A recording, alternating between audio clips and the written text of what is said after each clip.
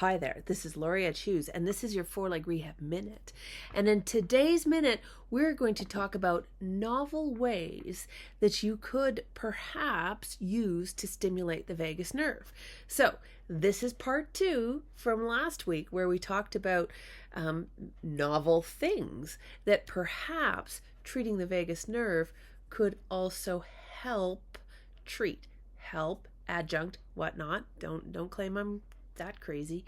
Anyways, so if some of the things that we know you can stimulate the vagus nerve, and so this got me thinking from people, right? So in people, we could say gargling, right? But we can't ask a dog to do that. Stimulating the gag reflex. So I'm not gonna like stick a toothbrush down the dog's throat just to make it gag, just to say this is good for you. That would only happen maybe twice.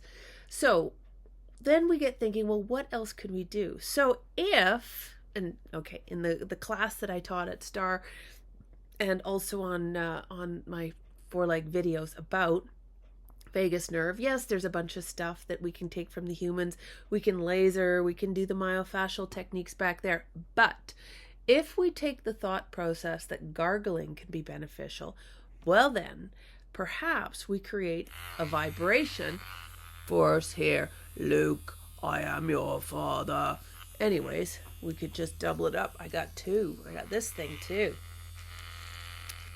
Is it going now? Yeah. Okay. So we could stimulate in here, stimulate the throat using vibration. I can barely almost see anymore. Into the throat. This might be something, and likely far more, get this guy done here, far more tolerable than trying to make the dog gag. So that could be one. The other, and I love in class when people start like using, like thinking outside the box. So the other one was like sound therapy, which we know in people can be beneficial. So like I was saying to the class, I actually have like a thing that I saved from, that I saw it on X on Twitter, and I saved it, I bookmarked it so I can find it again. But this one has a series of like 9 different sound frequencies that it goes through. And so even something like this, I know maybe it's crazy, it hasn't been researched, but and even, ooh, look at that, it even looks good.